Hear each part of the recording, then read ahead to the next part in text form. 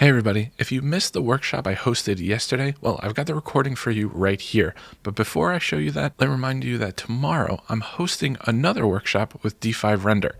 If you want to sign up, you could either open up your launcher, you'll see my face plastered, or check out the link in the description below.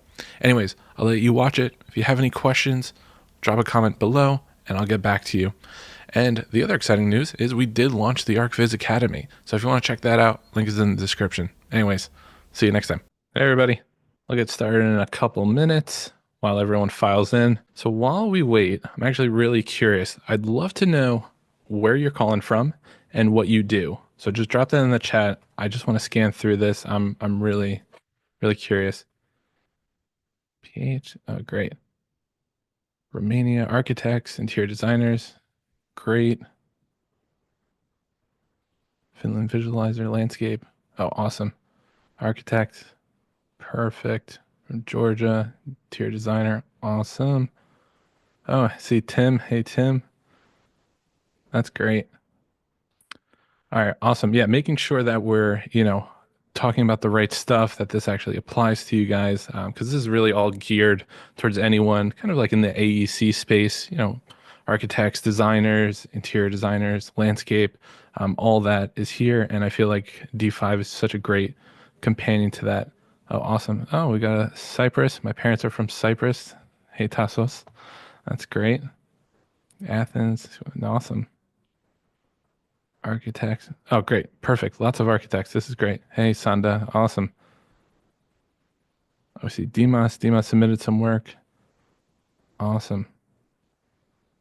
This is great. Lots of New Yorkers. Great. Yeah, I'm from New York. That's awesome. All right, cool. So we'll get started in just a minute. Revit technician. Yeah, that's the other thing, not to go on rants here, but a great thing about D5, like it works so well, whether it's Revit, Rhino, SketchUp, it doesn't matter. It just works for like our toolkit. Poland, 3D ArchViz artist, awesome. Stella's here, awesome. Stella submitted. Awesome. Yeah, and thank you to those who submitted. We had about like a dozen plus images, and then for the sake of time, I had to curate. But I'm excited. We've got a lot of good stuff to talk about. And then the other thing I'm curious about is like who confidentiality is still an issue. Not sure what that means. Is who is from my YouTube channel? Like who knows me from that world? I do me. Cool. Oh wow. Okay, cool. Wow. So we've got a lot. Awesome. All right, so from YouTube and Reddit. Nice. Awesome. That's great. Amazing. All right, awesome. I won't keep. Oh, best lessons of 3D. Love that. All right, so I won't keep you guys waiting. Let's get into it. All right, so I'm gonna hit OK. All right, so this workshop, we're calling it Turn Your Flat Renders into Stunning Realistic Images Fast. And basically, what we're gonna be talking about, a couple of things, is really how I did this. What is my workflow to take an image that doesn't really pop, doesn't look that great, and actually make it look like the real project, a beautiful photorealistic image. So my team is going to drop in the chat a Dropbox link for you to download this D5 file if you want to follow along. Okay, so that's my little gift to you guys. If you want to follow along, you can totally do that. I'm going to be going through my my process. This is also recorded, and my team will be uploading a link later once it's rendered out for you to revisit it. So if I go too fast, you can always go back to it.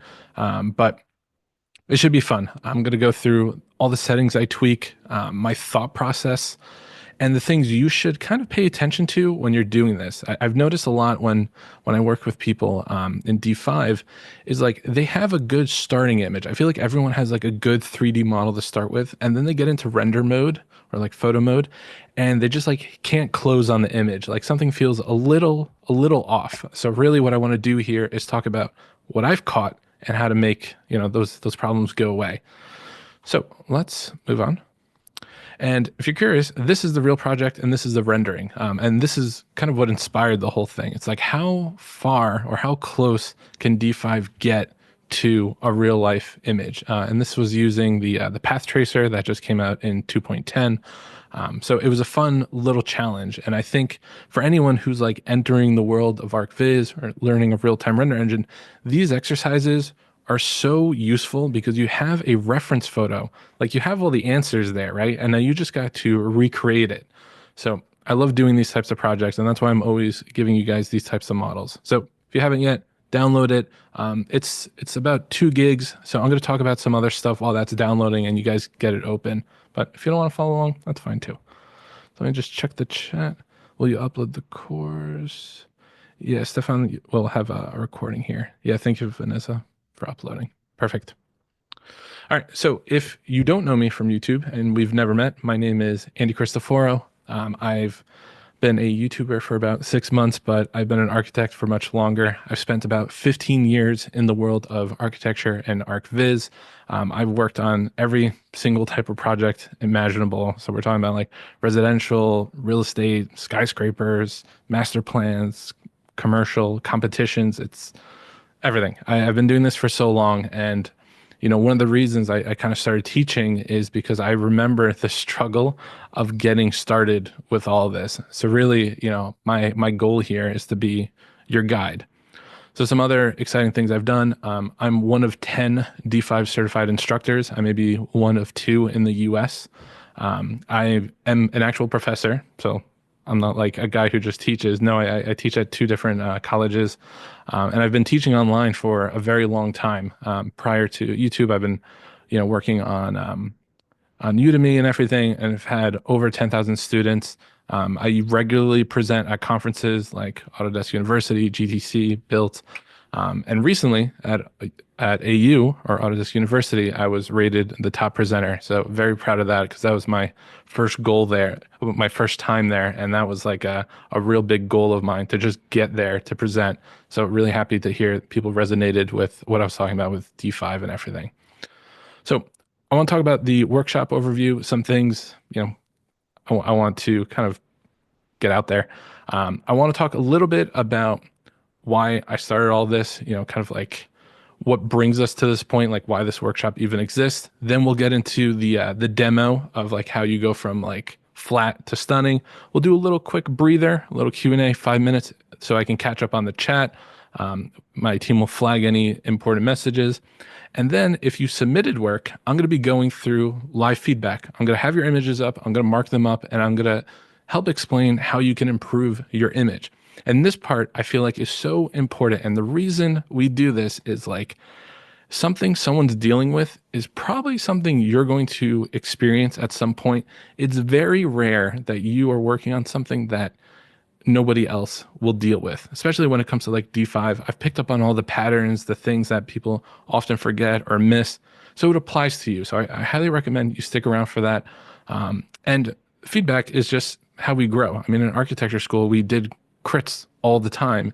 And it wasn't about like professors being harsh on us. It was actually to make us be better. Because once you understand something's wrong, a normal, logical person is going to fix it, right? If nobody tells you there's a problem, you're just going to keep making the same mistake. And that's why you don't show your work to friends, because they're always like, oh yeah, it looks good, man. And that's it. No, you want someone to give you truth, facts. So that's what I'm here for. And then we're going to close. I'm going to talk a little bit about the ArchViz Academy, and we'll have a final Q&A.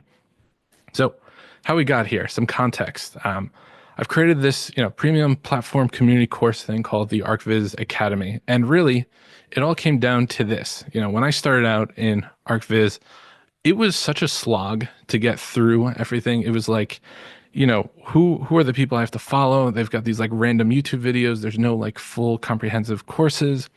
And they just like focus on the software. They don't focus on the fundamentals. And that's in my opinion what separates a college degree from like, self-learning, self-taught is like in college, I'll use architecture for example. We went through years and years of just understanding what makes a drawing beautiful, right? But when you're self-taught, you don't go through that because most people just talk about the software part. And that I always thought was so frustrating because ArchViz, as you guys know, it's not just D5 and like that's it. No, there's composition, there's framing, there's color balance, there's like how do you make materials? What are materials? And then there's the side of community that I felt like was lacking. When I started, this was like before Discord and like Facebook groups and everything, and I just felt like I had no way to connect with others, and I had no instructor or mentor to talk to. And after doing so much like so much like professional teaching in a college environment and like one-on-one tutoring, just having that mentor is literally your shortcut. It is crazy how fast somebody can go from like zero to hero. Like all this started was basically I was teaching a college course and I was like, could I do this? Could I try this on students who have never rendered before? And like within 15 weeks, they're making beautiful images. And I was like, you guys have never rendered before. Like that's what I love seeing, and I know it works. So the other part of it is nobody talks about business. And I feel like ArchViz, some of the reasons we get into it is like it's a fantastic way to make money. And I know there's concerns about like AI taking our jobs. We'll talk about that later. It's not going to happen. Don't worry. But it's just a great way. Like you can be anywhere in the world, have a computer and have an eye for design, and you can make fantastic images. So that takes me to my ArchViz Academy approach and like why I'm doing all this. So we're launching today. We're calling the ArchViz Academy, and it's a college style course. So I've got, modules and weekly lectures about the fundamentals, the business stuff, how to use D5, the conceptual stuff, the things people don't talk about. So I've put it all in one beautifully packaged course. And the greatest part of it is like you're going to have a community that are all going through like the same semester as you, and me right in your pocket as, your mentor. And I can be reviewing things. It's so much more collaborative than, posting on YouTube, where it's really hard to have conversations and share things. And the other thing is I'm going to show you like how to make a nice portfolio and like either get a job at an architecture office or get work through clients. I feel like a lot of people don't know how to talk to or how to pitch their work. So we've got a bunch of great guides to help with that. So yeah, we've got the community, the knowledge, and the training, and me, direct access to me. Like I can't stress that enough. So I just want to do a quick little overview of like what's in here. And if any of this resonates with you, pay attention towards the end. I've got like a fantastic bonus, but we kick it off with just like, what the ArchViz Academy is. We get into the fundamentals of like composition and hardware. Nobody talks about hardware for ArchViz, right? We'll talk about how to read floor plans, so you guys don't have to go to architecture school for 5 years. What makes a beautiful PBR material? We're going to do a bunch of D5 projects, but we're going to literally cover everything about how to use D5, how to make your renderings beautiful. Then we've got things related to workflow, like folder structure and naming conventions. So I'm going to share all of my conventions and my folder structure with you guys because this is something I've perfected over the years. We'll talk about AI in ArchViz, what we should be aware of, should we be concerned or not. Then I've got a little bit about storytelling through design and animation, whether that's like 2D images or animations. I want to talk about how to make beautiful cinematics. I feel like that's an art people don't talk about. Then we'll get into post-production with like Photoshop and Post AI and D5, how to make your renderings look even better. And I've included even more exercises where I'm giving you more 3D models and more scenes, and we build it up together. And these exercises, it's a good way to get practice in, but it's also a great way for you to generate a portfolio, because that's what this is all about. Why do you go to school? It's to get a job. Well, it's the same thing here. I want you guys to create better images. I want you guys to get better jobs and hopefully better clients. So talking about better clients, these modules are all dedicated to creating a beautiful portfolio. Literally part of like joining this is you get a framer portfolio website. That's something you can use, or a one-page PDF that you can use to send off to clients. I get bombarded with with emails and LinkedIn messages from people trying to sell their services, and like the layouts look really bad. And if the layouts look bad and this is how they present their work, are they going to present my work? So we're going to try and fix that. And then this module is all about how to make money. Like literally, we can use this course. Your investment into it will yield so much, 10 times, 100 times, because I'm showing you how to actually make money with ArchViz. I've been doing freelance for so long.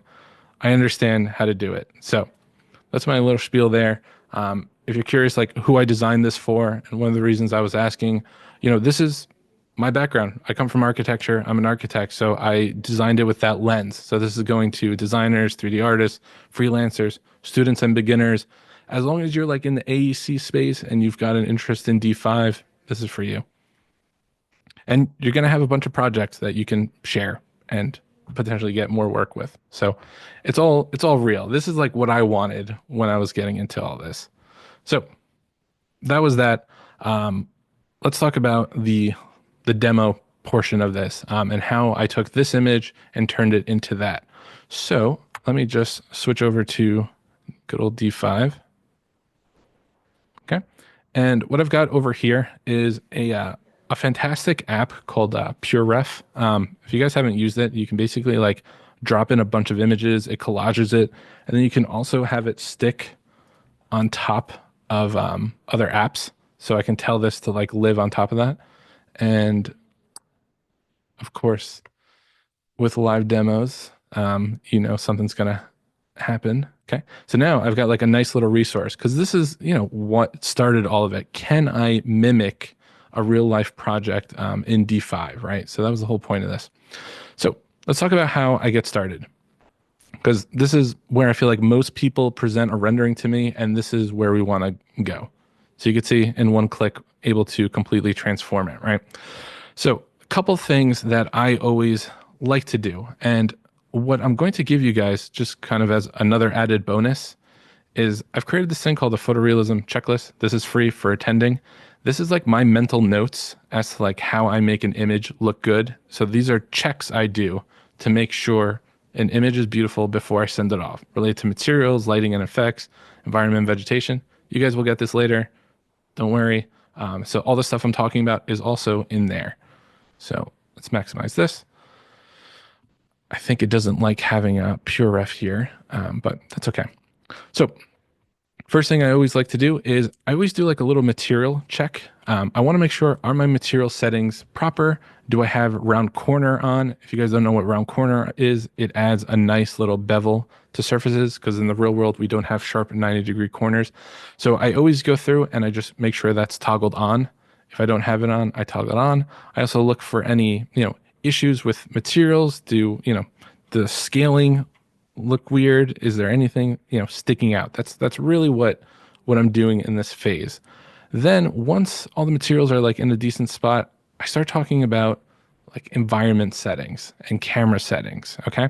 So to get to camera settings, and I feel like people don't realize this, but you can edit your camera right with this little button here. I feel like it gets lost here, but I start here first. The first setting, which I feel like gets people in trouble a lot, is exposure. Either it's too high or it's set to auto. Auto is a little troublesome because wherever you look, it's going to adjust based on how much light there is. So always knock that off. In general, when we're talking about exposure and brightness and lightness, you don't want any hotspots. Like here, I can't really like see what this material is because it's bright white, right? So I'm gonna say hotspots a lot. We can just crank this down, okay? So now I'm getting the clarity of my image back, which is super, super important. I'm gonna leave it right here because I'm trying to match this and I'm not gonna be able to match it until I move my shadows around, but I'll get into that in a second. The next important thing is projection mode, okay? By default, people will set it to perspective. You should always set it to 2-point perspective. And I'll show you an example. Let me just make a copy of this and I'm gonna call this work in progress. That way we can always do a little comparison. So perspective, or that's funny. It just glitched out. That's funny. It says, okay. All right. So it should always be in 2-point. 2-point perspective is basically how anyone in the architecture world takes photos, right? Everything is a straight vertical line. That's the benefit of 2-point perspective. It makes the buildings just look sharper, more professional. Perspective, and I don't know why my setting's not working here, will basically curve out. Yeah, here we go. You see how that's like on a diagonal right there and it's not going perfectly straight? We want it perfectly straight like that. So that's one thing I'm always doing first. So I've got that there. Then there's aspect ratio. So the aspect ratio is basically the crop of your photo. So here it's on 9:16. I'm just trying to match this photo. That's totally fine. Most photos or renderings are 16:9. That's your landscape ratio. Make sure you set it here. You could set it later in camera mode, but it's better just to have it, done here. So I've got all that. Focal length. This is the guy that I feel like everyone hates real estate agents for, because you ever go apartment hunting and the room looks really big, on the website, and then you get there and it looks really small. That's because the focal length, which is basically controlling, I don't want to say like the zoom, but like how wide or tight a scene looks, is always low in the world of real estate. In the world of ArchViz, you always want to be about like 22 to like 30. That I find that to be a really good spot. And then 55 for like really nice close-ups. Since I'm matching like a photo here, I can kind of pay attention to like these types of details, like how much of this sidewall do I see?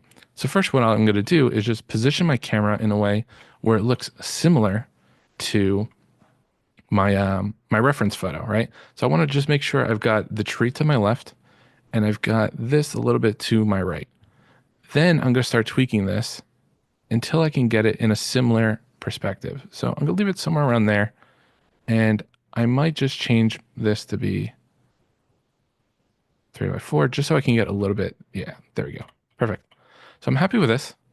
I'm going to leave it about 34. Again, don't be below 18. The human eye is like 18 to like 22-ish. So keep that around there. It's gonna depend on what type of like photo or rendering you're doing. So it's adjustable. Know that. So I'm going to save this, and now I'm going to move down here to depth of field. Depth of field, it's a fantastic way to help focus on objects.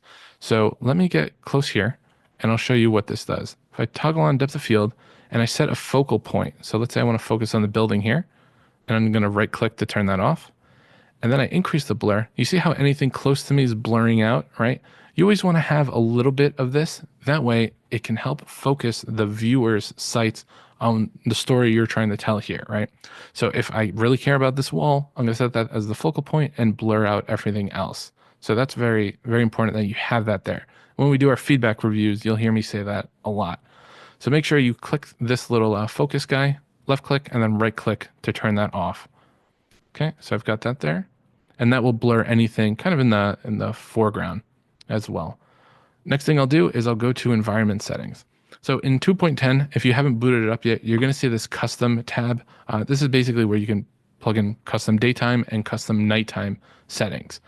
I think it's like really good for quick visualization, but in my opinion, if you want to create beautiful images, I recommend switch over to HDRI. Okay, so automatically the visuals just look better because it's taking a really high-res image and it's using that for lighting and shadows. My tip for you is use midday 2. Midday 2, I rely on all the time, and it also looks very close to my image here in terms of like the blue and everything. So if you're scared about using HDRI, just stick to midday 2 and then work from there. There's a bunch included in here, but I find it gives me the best visuals. You can also download and insert new ones that you find online. And then I go through this. So I basically go kind of, line by line. So I'll go with my camera settings, then I'll go to my environment settings, and then effects settings, and then I'm typically done. So here I'll play with the light. So like how bright that HDRI is. I'm trying to match the color here. So I'm okay with 0.4. This rotate guy, this is important for a couple reasons, because by default, your light is usually tied to the HDRI. So you see how as I'm rotating the sky, it's rotating the sun. So that is good and bad. The good part is it makes it seem more realistic because the sun from the HDRI is casting the actual D5 sun. But the problem is, what if you want, no clouds here, but you want the sun to go a different way? This is why you'll always see me go to the custom tab right here. So custom gives me full control over the altitude, okay, and the azimuth. So think of the rotation without changing my background image, okay? Because I just want the blue skies. I don't want the clouds because I'm really focused on mimicking this image, right? So that's what this guy is. So I always use HDRI and custom. Once I have that there, then I play with the sunlight intensity. And this is why it's important to have a reference photo, because there's two important factors. How intense the sun is, right? I can tell that it's not a super bright day. So I'm going to probably keep this like below 1. maybe 0.9. And then I can look at the sharpness or lack of sharpness of the shadows. So the leaves that are closer are casting a sharper shadow, but the leaves further away are kind of blurred. And that's all from this guy, the sun disk radius. Watch this. If I lower this, you see how sharp these leaves are? If I crank it up, they're all super blurred. This is going to depend on the time of day. If it's a cloudy day, something like this. If it's, a brighter sunny day, it's going to be something lower. So here I'm fine with this because I'm getting some definition of the closer leaves and, blurriness from the further leaves. So I'll just leave it at a nice even 3. And I'm always paranoid, so I hit update scene. That way I don't lose my work. I can't tell you how many times I've lost my work. Then there's color temperature. This is basically the overall warmness or coolness of the background. So this guy right here. And that's affecting the overall temperature of the scene. So I don't want it to be too warm because that's going to add too many yellows. So I'm probably going to be somewhere around here. You don't want any post-processing to kind of like tint your image too much. So I'm fine with 5900. And then if you want, depending on the scene, I might toggle on fog if I want to, add some depth to the image. Here, since there's not that much distance, we're talking about like 20 feet, I'm not really going to use it. But if it was like a very large, expansive scene, then I'd probably use fog. So once I've done all that, then I switch over to effect. So effect, these are, post-processing effects. There is the option to do a lookup table, and a lookup table, let me just show you. Basically think of it as like Instagram filters, right? So if I wanted this vibrancy, right, I could apply that and it's boosting all the saturation like crazy, but obviously that's too much. So you could lower the intensity and just get a little bit of it. You can also make these your own in Photoshop and export them out, which is really cool. You can also download these. They're used in cinema all the time, so very, very easy to get. So maybe I do a little bit of that. A lot of ArchViz is like being very subtle. So like this is too much, but a little bit, I like the pops of color. I can always desaturate it down here. So we edited the exposure before. So I'm going to leave that there. I'm happy with that. But I will play with the local exposure here. And that's going to help darken some of these areas and give me that darker color up there. So I've got that. And then I could play with my shadow brightness. So here it is like a bright sunny day. So I don't want it to seem too dark. So I'm okay lifting this. Generally, what I recommend is always just rock the sliders back and forth and do like a before and after. And I usually settle somewhere in between. It really depends on the image, but I find that's the best approach I have for me. I can't always say like, oh, I'm going to use a shadow local exposure of like 0.39. That never happens because there's too many different, parameters. It's like different projects, different light setups, different everything. So that's why I always rock back and forth. Then there's highlight, basically how bright do you want the white parts of the scene to be. I'm going to keep this low just because I don't want to lose definition here. And I might just lower some of my highlights. That way I'm not losing too much definition there. Shadow and slope, I usually leave around the default value. You can see how much of an impact it is giving, especially to like the contrast side of things. So I'm going to tweak that just a little bit. The white balance, this is good if you have a really warm sunlight and you don't want to tint the colors of your scene. You can always just rock that back and forth. But we have a little bit of warmth. It is, a semi-nice day. Tint, never touch. Bloom is great if you have like lights and like highlights and metals that should glow. But most importantly is saturation here. So I added that vibrance LUT before. I can counteract that a little bit with saturation right here. That way I can remove some of that color, or I could just turn that off. But just know saturation goes in both ways. So some people think it always goes in the positive direction. No, it can actually go in the negative direction. And the reason I point this out is because in the world of like CGI, it does feel like things are overly saturated when in the real world they're actually like undersaturated. Like just look at the grass color here. It's not like a bright neon green. It's kind of like a desaturated green. So that's this guy. This guy, which is one of my favorites, or becoming one of my favorites that people don't really know about, is the ambient occlusion overlay. So this is semi-new, but here, these are all the contact shadows of the project. So watch this. It'll make more sense if I increase the radius. This is basically saying like how much of the shadow should be spread out. Here, it's like super, super tight. Here, it's adding more. The reason we want this is because in the real world, there's contact shadows everywhere. And this is like a layer of photorealism that is always turned off by default. So what I recommend is turn this on, find a nice radius, right, for basically your shadow definition, and then you can overlay it here. And it's not going to look like much, but pay attention as I rock this back and forth. Pay attention right here. See how much darker that got?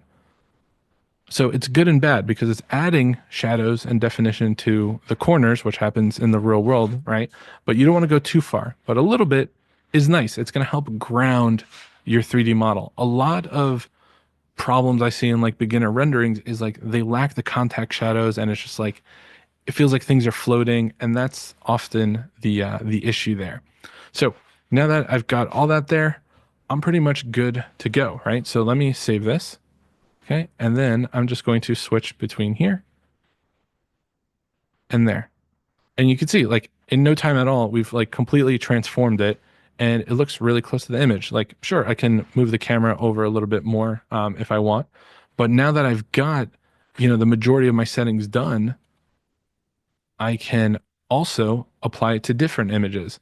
So what I do is I always make an image beautiful first, and then I right click it, and then I copy the parameter.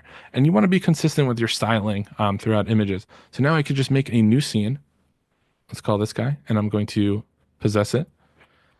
I can go around, and since I had it clicked, it is using the same parameters. But let's say I forgot to do that. I'll use my bad scene, right? I'll make another copy. Sorry, I'll go bad. Make another copy. And now I can just right click and paste parameters. So all the beautiful settings I did before, I just pasted it there. So again, make the image beautiful first, and then you'll be able to apply it everywhere. All right. So that's basically that. That's how I do that. And usually what I'll do is I will render out at 2K as a start, just to see, how it is, if I need to tweak anything. Then I'll bump it up to 4K for presentations. Now in 2.10, you do have the option of doing path tracing if you want that added level of realism in your reflections and your bounce lighting. You just need to remember to toggle that on under preference here. So that's now going to be under here. So I have that off now just for the sake of performance and speed. And then I just render it away. So I'm going to pause there and see if anyone has any comments, but that's really it. It doesn't take a lot of time. And that's kind of my point with all this. It doesn't take a lot of time to do this. The camera, the environment, the effects settings is actually the probably one of the shortest parts of the process, because think about like the modeling and the texturing, that stuff takes so much longer. But if you do this part really poorly, it just like completely destroys your image. And that's really my main point here. So what I want to do now is let me get this slide back up, and I'm going to look at the chat. Let me just move over and let me just scan through this. Oh yeah, Vilius brings to the point. You can find a clay mode. Yeah, actually, so clay mode. I want to point out two things with clay mode. There's a real clay mode, and then there's like the AO clay mode. And if you don't know what I'm talking about, clay mode is basically like gray mode. This is the actual clay mode, and this is the visualization mode. So you have your lit mode, your wireframe mode, and your clay mode. And then this basically makes it dynamic or not, like do the trees move or not. So you've got like two options. You could activate it here, or you could do it through AO. That's a great question. And deep on, yeah, you'll get a recording. And then to copy and paste parameters, you right click, copy parameter, and then you paste parameter with a right click. And then since I'm getting a lot of good questions about the parameters, little pro tip, if you right click it, you can create a preset. So let's say I love my settings so much, I'm going to use it on every project as a starting point. Hit this, create preset. And now I'm going to call this my good settings, and I can create, a different folder or something, and see where it says environment and effects. Environment, so like the sun position, and then the effects, right? So I can hit save, and now it's in my D5 Studio. So now I can load this up. So let me go to a bad image, and let me click my good settings, or double click them. And bam, there you go. So this is fantastic because like if you're in the same style of images, you can just use your D5 Studio. And this is also where you can save your typical materials and models. And that's right under this guy. Okay. Models will be under the local space right here. So that's what that is. But make sure you're using that functionality. Like that's what separates D5 from a lot of the other tools. And if you're using like a team, like the team accounts, you can also save it to your team profile and you can share with your colleagues. Okay, can you explain curated?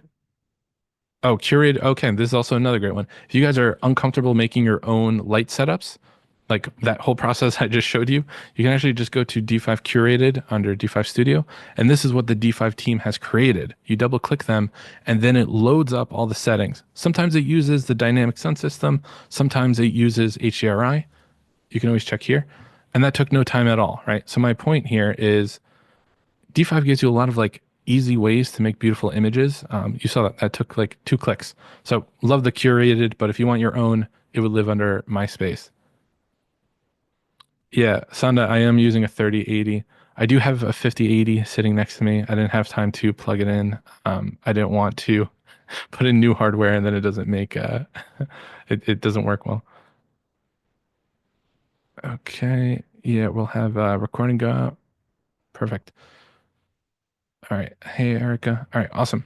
So that looks like that part. So now I want to get into the live feedback. And this is for those that are joining, these are submissions from you guys. I asked everyone, if you have anything you're working on that you want feedback on, I will give it to you. And this is kind of like a taste of what happens in the ArchViz Academy, where you post something, I can review it. Happy to mark images up, but I really think the feedback component is so important. Um, yeah. What do I think about twin motion? Is that what I saw? So, little fun fact.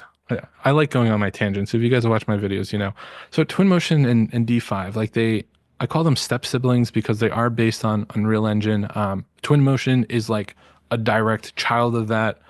D5, the team has like modified a lot of the engine. Like they don't use the Unreal Engine path tracer. They have like a solution that they've created with NVIDIA. So they have a modified version, but I think Twinmotion's great. I think what Epic is doing is good. I basically went from like Lumion to Twinmotion to D5. I just felt like D5 develops a lot faster, and they listen to the community. At least in my experience, I've had some people argue with me on this, but I feel like if a random thing happens, support's right there. If I need like a cool new setting, they usually add it. And I just like the user interface and just how simple, I don't know, the whole process is. Like you guys saw how quick that took. I don't know. There's nothing that does it that fast. I've been meaning to hop into like the newer version of Twinmotion, but I just like what D5 is about. I love the AI integrations. And like that's another thing I didn't even have time to like talk about. Like if you don't want to deal with light setups or anything, you could just use the AI atmosphere match tool, upload a photo, and it just does the light settings for you. And like it does AI texture mapping for you. Like this is like all fantastic stuff. And it's using AI for the right reasons, not to just like make random images. The D5 post AI is phenomenal too. So I could talk about why I love D5 all day long, but they just do a lot of fantastic stuff very quickly, and it's just different from everyone else. Like I don't know. I think that makes sense, but but my point is, they're great devs. It's yeah, and I'm not saying Epic is bad or anything. I love Unreal Engine. Um, yeah, especially like a lot of the people I work with. So at KPF, I lead the visualization and AI efforts. So we're a global firm. We're known for creating like beautiful urban projects, tall skyscrapers. But a lot of the work we used to do was an Enscape, and basically leadership was like, well, how do we improve the quality of our work? And so I moved into this role, and that's when I discovered D5, and it just clicked, especially the team functionality. Because now, as the manager of Viz, I have all like the materials and the light setups that people should be using. So even if they're not used to D5, they can just use a curated material and they're good to go. They know it's safe and it's proven. So that's something nobody else is doing. So the team stuff is huge. Even the multi-user editor capabilities, like we're talking about 10 different people in the same project working together. Nobody else does that. So these things is kind of what separates it from Twinmotion and Lumion, in my opinion. Yeah, Demos, yeah, scatter can get you in trouble. Yeah. Then Arthur, yeah, if you hold down, I think it's Alt or Control, you can do a deep selection. Yeah, the presets. Yeah, so Chaos, yeah, they're working on Envision and Vantage. Yeah, you can save everything. Yeah, you can have a custom library. Yeah, just the custom library stuff. If you make a material in the top right, there's a button that says add to local or add to team. That's your custom material library. So let's talk about live feedback. And again, this is like stuff I'm going to point out, what was done really well and some things that can be improved. I've got about a dozen images, and then I've got some like great bonus stuff I want to share with you guys at the end. So I'm going to grab my little handy dandy pen. So I got some great images from Chris.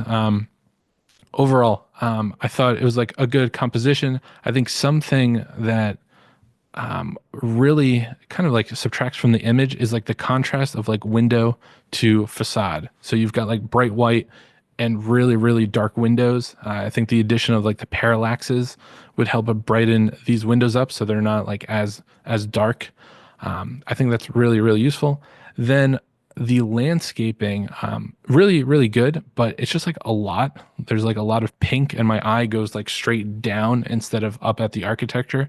I would also play with like the randomization of like the scale of each object, which D5 added. You could just select a bunch of objects. You can randomize the scale. That way it doesn't look so uniform. But I'd like to see like the light be a little bit darker. That way we don't lose the texture here. Like I think this is like a stucco, but I can't see. It just looks white to me. But I really like the modeling of the roof. It looks like a seamless standing seam roof. So that looks great. The background all looks good. It's just like those little things I think hold back this image. And I mentioned earlier about contact shadows, but like this looks good. Like that's what it should look like under the soffit. Um, and I would probably even add like some gutters to add some more realism, and just tweak the metal to look a little bit more metallic. But overall, great image. And since we have a bunch of submissions, I'm going to go through each of them pretty quickly. But overall, good job. So we got this from Arthur. Arthur sent over a set. I think overall this seemed to be like the focus, which is totally fine. I think the modeling's really good. I think some of the things that like let down the image is just like the overall quality of like the bed as an asset. You can kind of see like seams pulling apart. The materials don't look, super realistic, but like this looks really good. Which, if the point is to sell this, that's fine. But I feel like the materials of the bed and the asset kind of hurt you there. And same thing with these globe things. What I recommend in this situation is model a glass sphere, and then your inner ball that should be centered can be the emissive thing. That way you get some reflections. And I'll show an example about that at the end. But this is what I mean about the texturing. We're getting like seams and it's tiling.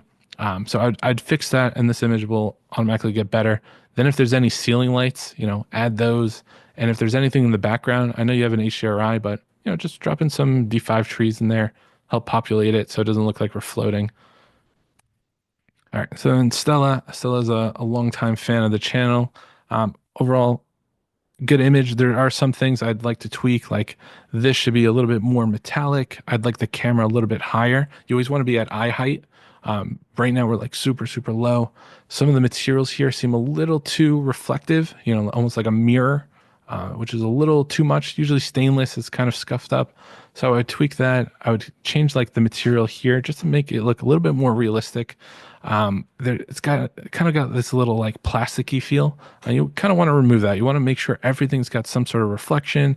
It has the round edges. It's either metallic or it's not, and that the texture isn't so blown out. It looks kind of like warped. Same thing with the rug. So I think like a good texture pass would really, really help here. And I'd probably like lower the lights, make it look a little bit moody, but I do like all the detail here, for your crown molding and your trim. Like modeling is good. And this is what I was saying earlier. Like I feel like people really understand modeling. It's one of the things we don't cover too much in the ArchViz Academy because you guys know it, and it's something I can always explain that should be improved. But it's really the materials and lighting which I find people struggle the most with. So then this image we got from Dimas.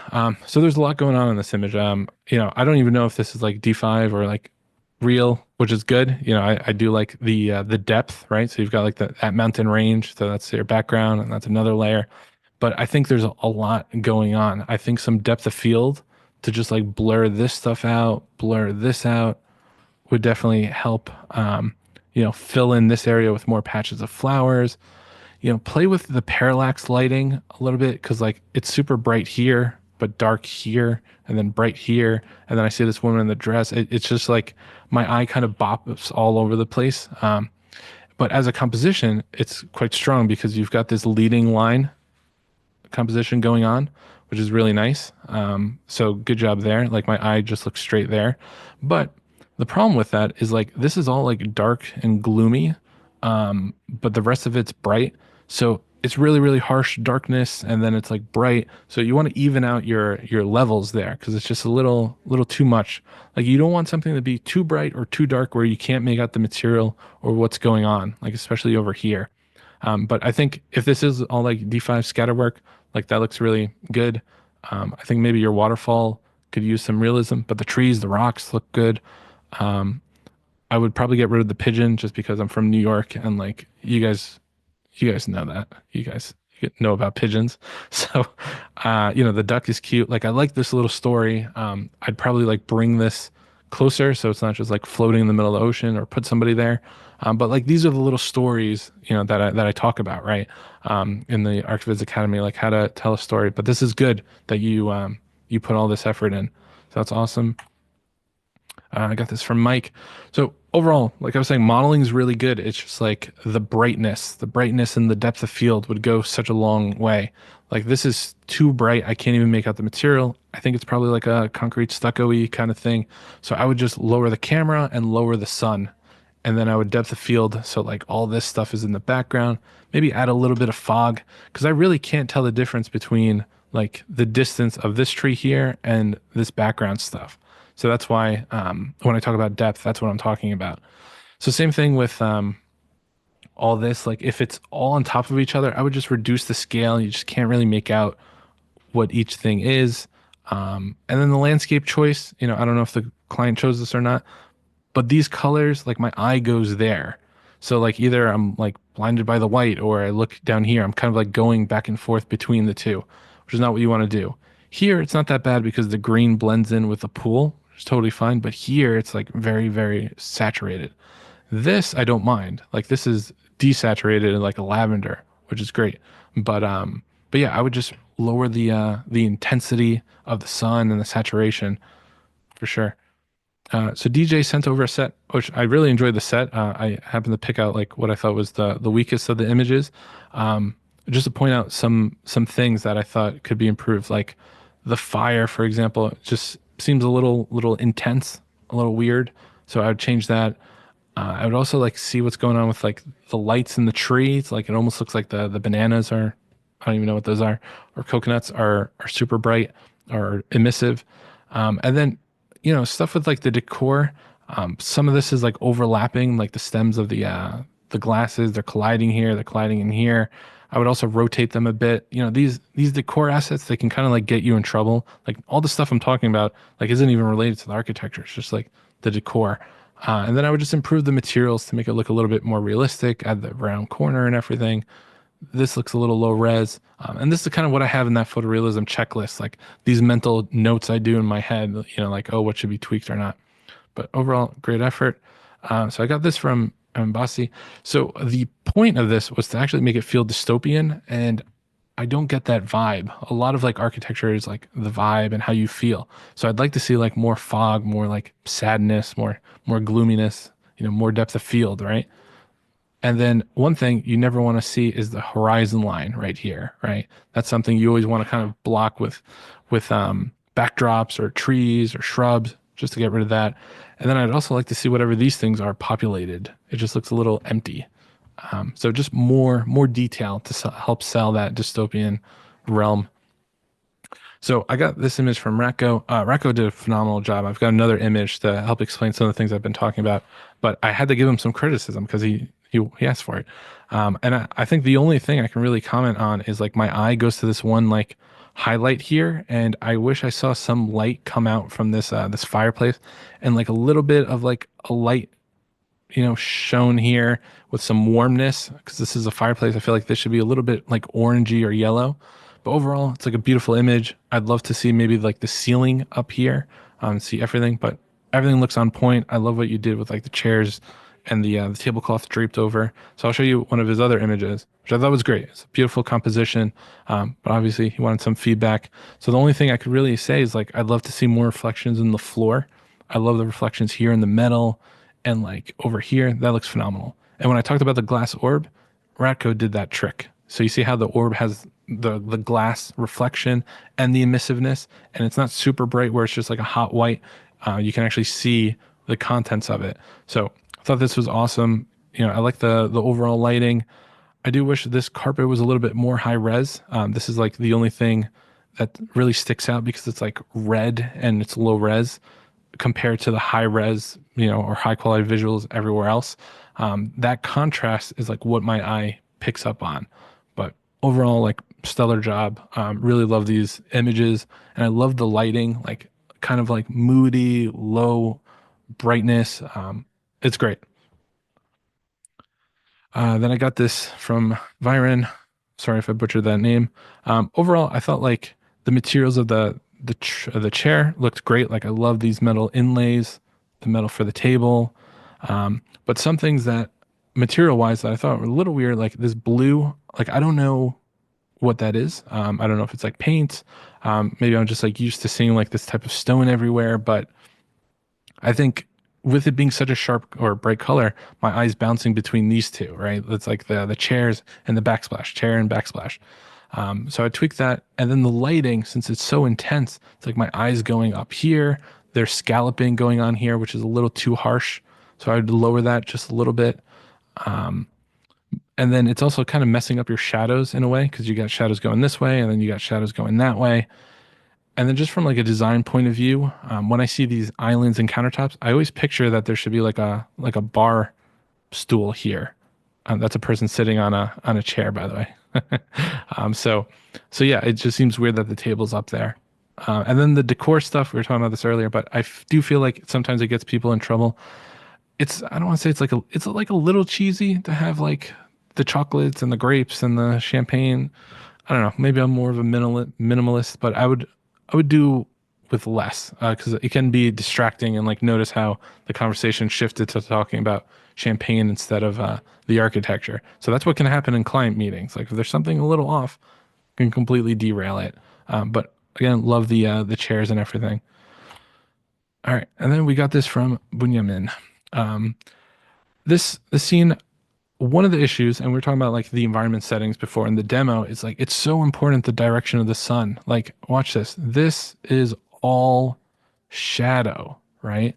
And like the architecture only makes up for this and below. So it's like 1/3 of my image is just shadow. And there's like nothing that kind of pops out except these like white stylized people. Like you have to be really careful about the time of day because look at it, it's just dark, right? You want some sort of focus, something to look at. With everything being in darkness, my eye actually just goes to these exposed corners, but there's nothing there. There's nothing for me to look at. The other thing I would do, just on a technical level, like include caustics, so that way you see like the light in here and everything in the pool. But some things to work on. So, anyways, thank you for submitting those images. And just to close on this, with the ArchViz Academy, I really want to stress the point of like, what if you had this help all the time? Like, the tips and tricks, the feedback, that's what the ArchViz Academy is all about. And I've been doing this online teaching for so long. I feel like people really like my style, and that's what the Academy is all about. Me taking my 15 years of experience, dropping it into a course so you can learn as fast as possible. So if you're interested, we're opening up the Academy today. We're providing 3 different plans. In my opinion, the annual plan makes the most sense. you're saving 400 bucks right off the top. It's the cheapest of the options, and you get an exclusive one-on-one feedback session with me. So like you get what I just did, but like for an hour long. So we're offering that. I think the Academy is great. We're also including a bunch of bonus content. Um, and just a quick note on this pricing, it's only going to last until next Friday.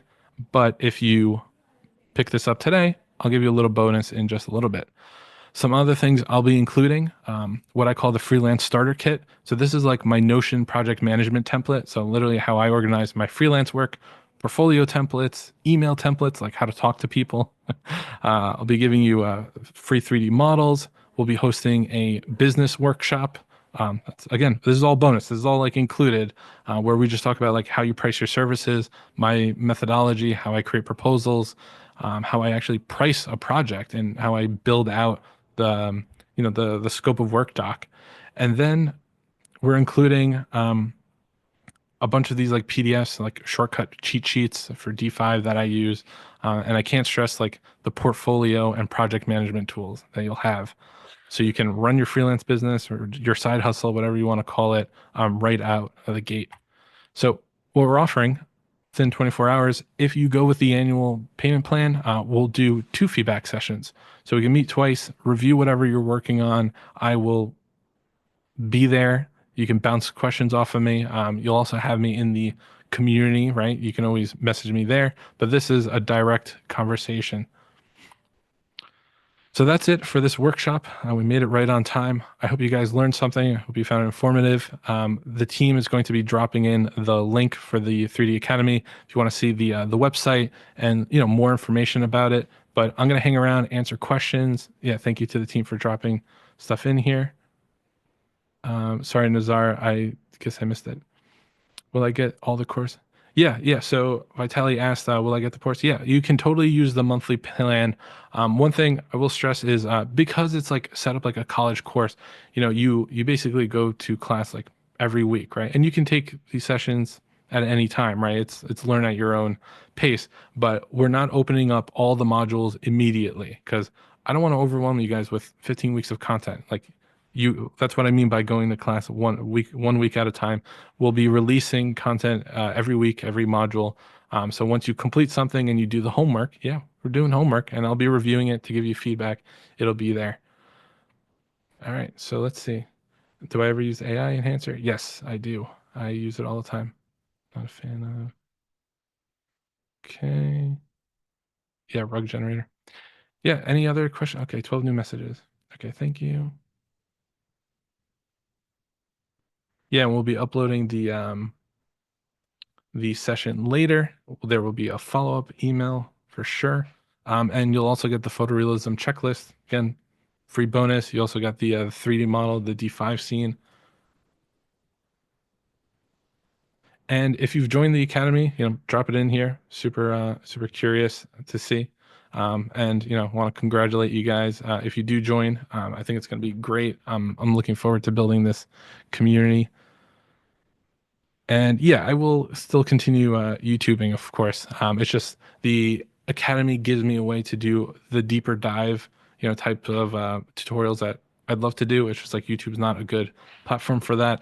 It basically rewards like shorter videos instead of like longer videos, and there's just no way for me to like have a proper dialogue with people in the comments. But yeah, YouTube's not going away.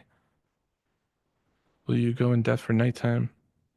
Yeah, so John asked, will you go in depth for nighttime interior renderings? Yeah.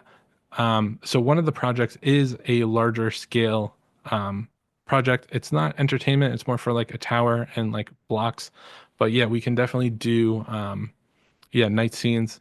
That's going to be included because we're going to be doing interiors, exteriors, day, night, aerial, perspective. Yeah.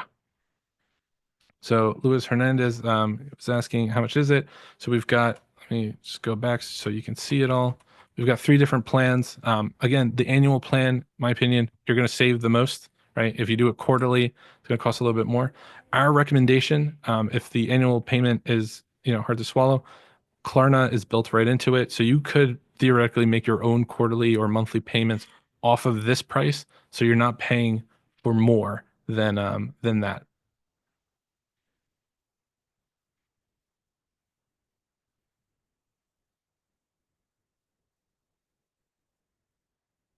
Oh, and then could you all right, so my YouTube channel is if you do at Andy Cristoforo, you'll see me there.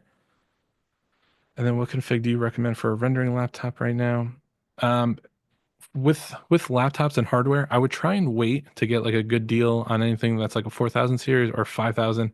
I think the 3 series are still good. You know, I'm still using a 3080, but I'm at the point where I want to replace it, you know. So I would recommend, you know, something like a Ryzen 7 CPU and a you know, a GPU, probably the 70 tier and above, like a 4070 or a 5070. I wouldn't go below that. So does it come with a D5 Pro license? I can give you a 30-day trial and a 5% discount on the subs. I could talk to the D5 people if they give us free Pro licenses. That'd be pretty cool. Okay, will you also give tips on how that rely on? Mm. Yeah, so Matthew Lloyd is asking, how do you do real world scaling? So right now, because it's like the measurement system or scaling system in D5 for like textures and materials isn't like real world. I have a couple different tricks. They're a little bit hacky, but like usually what I do is like I'll model something that represents an actual unit and then I'll scale my texture according to that. Yeah, that's like one of the tricks I cover. Cool.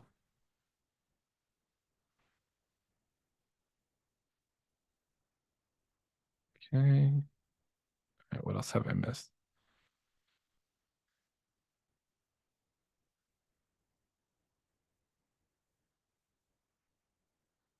Oh, that's good to know. Okay. Automatic. So the OSM models, what's nice about those is, yeah, they can be textured. Yeah, they do come in as white. You can texture them. You can also like delete individual buildings as needed. Yeah. I think by default, it'll always come in white. You can't automatically texture it something, but you could just always apply it. They use the same material channel. Yeah. So Lewis, I'll ask about the discount more or or free pricing. I'll message our rep. But yeah, I again thank you everyone for your time and thank you for the submissions. You know, obviously I'll hang around for a little bit, but I feel like the academy is literally my brain in a platform. The courses, the exercises, access to me. Yeah.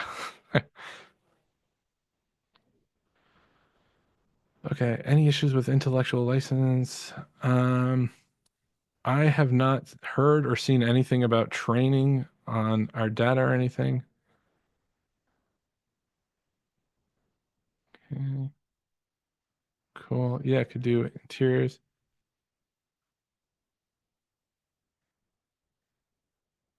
Um,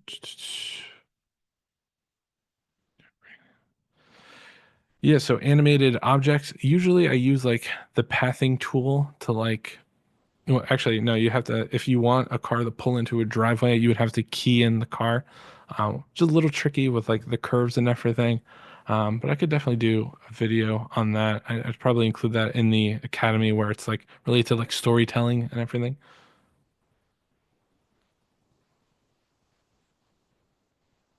Okay, and then another thing I'll say Thursday, you may have seen this on the D5 launcher. Let me just go down. I'm actually doing a D5 workshop. So that scene we did, we're gonna build it up really quickly. It's not like the in-depth version that you would see from the Academy, but if you see my face on the launcher, that's what that's about. That's Thursday. Yeah, so Nikos is asking, can you sample of a good presentation? Yeah. So one of the modules is all about how you present to your client. Yeah, that's all in there. Carlos raised his hand. Yeah, Carlos, you can drop the message in there.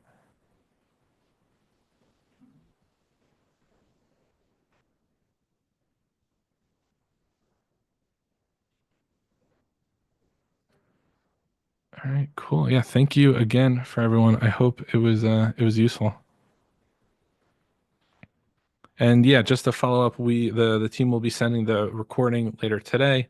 And don't forget that we are running that bonus. If you sign up for the annual plan, you will get 2 sessions with me, which will be a lot of fun. And any problem you're dealing with, we can talk about it. It can be image based or you know client based. Whatever you want to talk about, you'll have me there.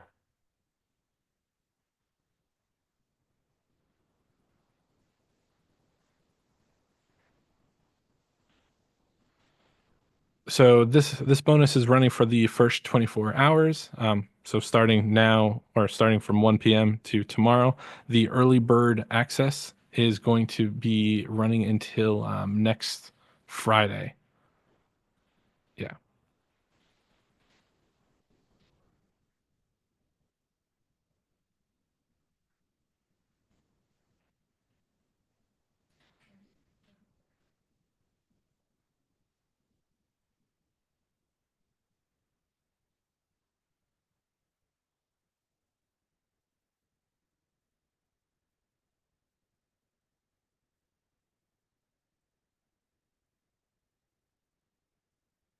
All right, cool. So I have a Q&A. Oh, okay. When will they release the live sync? I do not know. Okay. Oh yeah, Chris is asking about vignetting. Yeah, yeah. I usually add that. Yep, yep, yep. Oh, and then for Chris, yeah, I recommend lowering the brightness of the sun first and then play with the texture just so there's some definition there. All right, awesome. So that's all I got. If there's any other questions.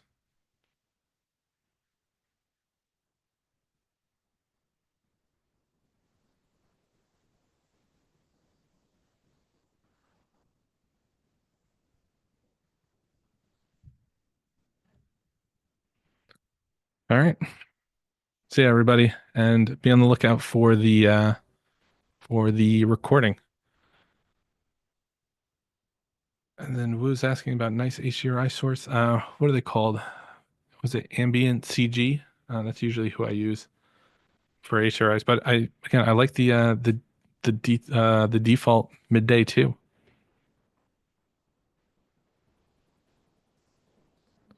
Yeah, Polygon's good too.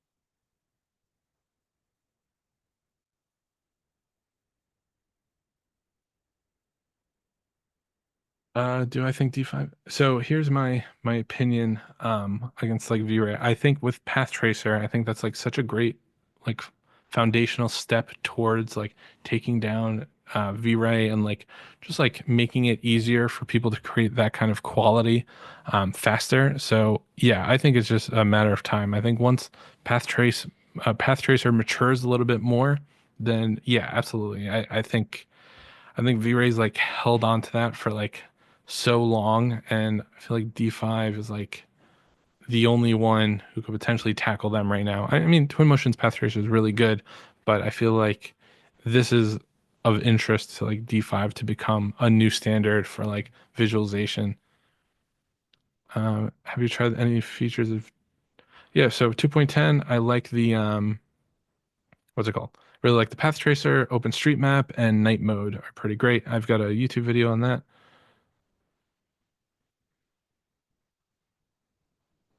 So Badia, the timetable is basically all the lectures are like online. You can follow at your own pace. It's just we're releasing them like, module 6 will be released, like next week. Like that's how it works. We won't like meet. It's just they're available. So we're dripping out the content.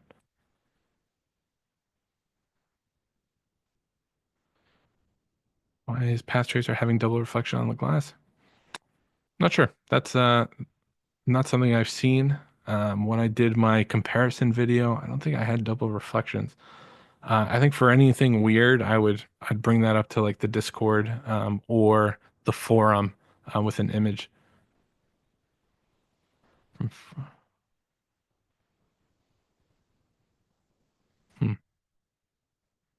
from front and back side. Yeah, Julia, if you want to sign up the monthly, yeah, you're not like locked in. You could do 1 month, try it out, and then you can, decide to renew or not.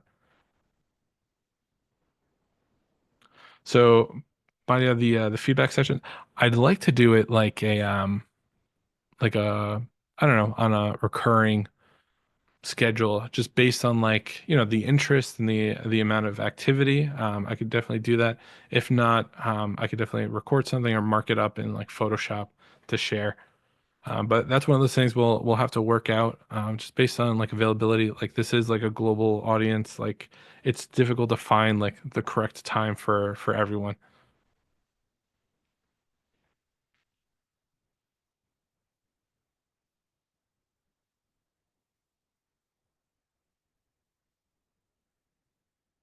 What, right? So Nazar, I have so basically the first like month, they're automatically open. So the first four modules are there. So it's like if you want to, go through a month, you have that. And then I'm going to probably release it, every like week or two. I doubt I'll be like holding you up. It's just, it's really like I don't really want to overwhelm the economy with just like content, especially if it's like building on it. So like I wouldn't recommend going from like module like two and then going to like nine because you're gonna hear me call back. You could do it; it's like definitely possible, but it's like a college course. It builds on it. So that's kind of my point. But there are situations I'll say like when it's like a D5 lecture or like how to use D5, if there's a topic that you already know, you could skip that video within the module. Like that's totally fine. But hopping between weeks, and like what I mean by that is if I were to go right over here to my modules, like here we're talking about like the actual setup of D5 and then like file folder structure and all that. Then here, post-production only works if you've done this work because you would have rendering. So that's kind of what I mean by kind of builds on it. You could, hop around to like the AI one, once that's released, but I wouldn't really like recommend it, but it can be done. Direct importing. Yeah, so Wu's asking SketchUp importing. Yeah, you've got live sync, direct importing, and then exporting. Yeah, you've got three ways.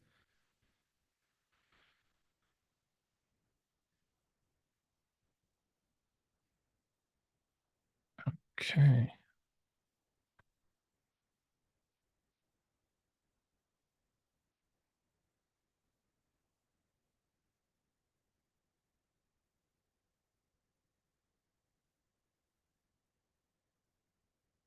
All right.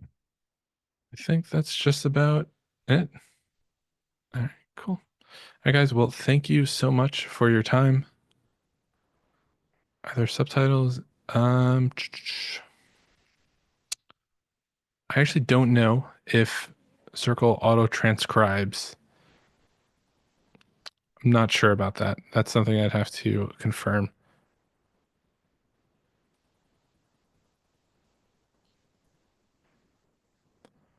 Okay.